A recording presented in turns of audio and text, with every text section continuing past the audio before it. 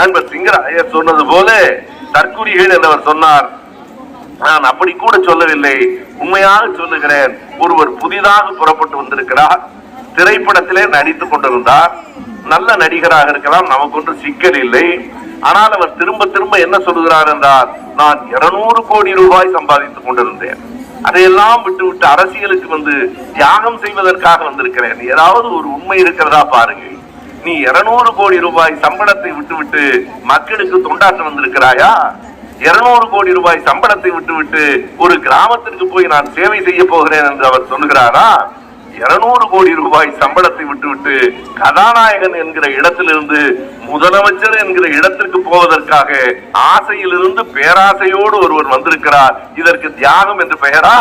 முதலமைச்சராவது தியாகமா? நான் கேட்கிறேன், இந்த கூட்டத்தில் இருக்கிறவர்கள் யாராவது முதலமைச்சராகி தியாகம் செய்ய தயார் என்றார், தயாரா என்று கேட்டார், எல்லோரும் தயார் என்றுதான் சொல்லுவார்கள். முதலமைச்சர் பதவி என்பது தியாகம் அல்ல. அவர் ஒன்றும் திரைப்படத்துறையிலே இருந்து வந்திருக்கிற அவர் ஒன்றும் ஒரு சித்தார்த்தனாக அரண்மனையிலே இளவரசனாக இருந்தவன் எல்லாவற்றையும் தூக்கி எறிந்து விட்டு புத்தராக துறவு மேற்கொண்டாரே, அதை போல இவர் எந்த துறவையும் மேற்கொள்ளவில்லை. என்ன செய்கிறார் என்றால், இதைவிட மேல் அவரிடத்திலே பணம் இருக்கிறது, புகழ் இருக்கிறது, அதிகாரமும் வேண்டும் என்கிற ஆசையிலே வந்திருக்கிறார். அவரை திரும்ப திரைப்படத்திற்கே அனுப்புங்கள். நல்ல நடிகர், தொடர்ந்து திரைப்படத்தில் நடிக்கட்டும். அவருக்கு அரசியலுக்கு தொடர்பு இல்லை. காங்கிரஸ் கட்சியினுடைய மூத்த தலைவர்களில் ஒருவரான அண்ணன் ப. சிதம்பரம் அவர்கள் காலையிலே கேட்டிருக்கிறார். அவர் எங்கேயாவது அவராக பேசி இருக்கிறாரா? ஒரு பக்கமாவது ஒரு கடிதம் எழுதியிருக்கிறாரா? ஒரே ஒரு முறையாவது பத்திரிகையாளரை சந்தித்திருக்கிறாரா?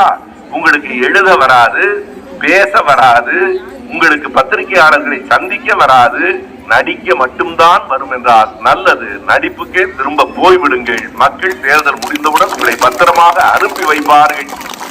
நான்காவதாக ஒருவர் இருக்கிறார், அவரை பற்றி பேச வேண்டியதில்லை. ரொம்ப அழகாக அவர் சொன்னார். அவர் விலை போனவர் என்று கூட சொல்லவில்லை, மலிவு விலைக்கு போனவர் என்றார். மலிவு விலைக்கு போனவர்களுக்கெல்லாம் நாம் பேச வேண்டியதில்லை. உண்மையாக போட்டி 4 முனை போட்டி அல்ல, 5 முனை போட்டி அல்ல. சசிகலாவும் ராமதாசும் சேர்ந்து ஒரு கட்சி, வேறு ஒரு கூட்டணி தொடங்கி ராமதாஸ் அவர்களால் நடக்கவே முடியவில்லை. எனவே இந்த அப்பா பிள்ளை சண்டைக்கெல்லாம் ஒரு கட்சியை உருவாக்க முடியாது. எனவே பொதுமக்களே ஒன்றை தெளிவாக புரிந்து கொள்ள வேண்டும். நாம் எல்லோரும் இங்கே நடக்கிற போட்டி வெறும் இருமுனை போட்டி தான்.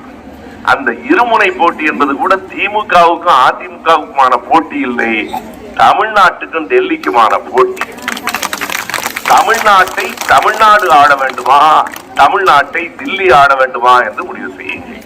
தமிழ்நாட்டை நாம் தான் ஆட வேண்டும் என்றால் உதயசூரியனுக்கு வாக்களியுங்கள். இல்லை, அடிமைகளாக இருக்கிறவர்கள் ஆடட்டும் என்றால் அவர்களுக்கு வாக்களியுங்கள். அடிமைகளால் வாழவே முடியாது, பிறகு எப்படி நாட்டை ஆட முடியும்? நீங்கள் எண்ணி பாருங்கள். அதிமுக என்பதற்கு ஒரு கட்டத்தில் அதிமுக என்று பொருள் இருந்தது, பிறகு அடிமைகளின் திமுக என்று ஆனது. இப்போது அதற்கு பொருள் அமித்ஷா திமுக என்பதுதான். அமித்ஷாவுக்கு தமிழ்நாட்டிலே இடமில்லை, பாரதிய ஜனதா கட்சிக்கு ஒரு நாளும் இந்த மண்ணில் இடமில்லை.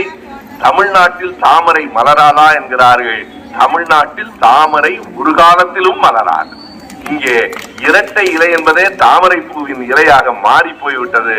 எனவே நம் முன்னால் இருக்கிற ஒரே கட்சி, ஒரே இயக்கம், ஒரே கோட்பாடு கொள்கைகளை கொண்ட பேர் இயக்கம், ஒரே ஒரு கொடி, ஒரு கூட்டணி எது என்று கேட்டால் நம்முடைய தலைவர் முத்துவேல் கருணாநிதி ஸ்டாலின் அவர்கள் தலைமையிலே இயங்குகிற அந்த இயக்கமும் அந்த கட்சியும் அந்த கூட்டணியும் தான் இந்த தமிழ்நாட்டை வாழ வைக்கும்.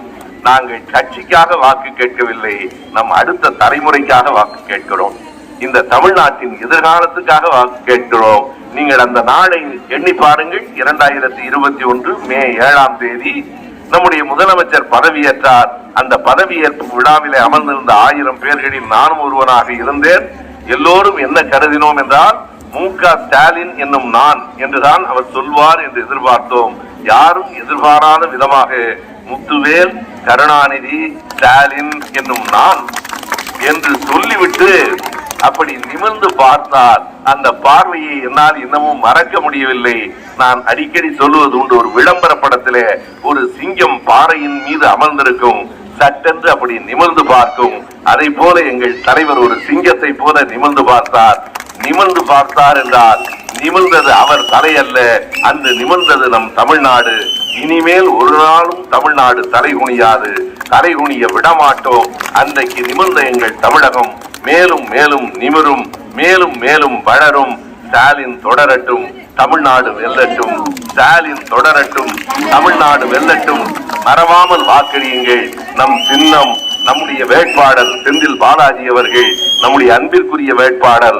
எதையும் எடுத்தால் செய்து முடிக்கிற ஆற்றல் உடையவர். எத்தனையோ பேர் நெருக்கி பார்த்தார்கள், நெருக்கி பார்த்தவர்கள் எல்லாம் கரைத்து போனார். செந்தில் பாலாஜி ஊக்கமாகவும் உற்சாகமாகவும் இருக்கிறார். நம் வேட்பாளர் செந்தில் பாலாஜி. நம்முடைய சின்னம் உதயசூரியன், உதயசூரியன், உதயசூரியன். நன்றி, வணக்கம்.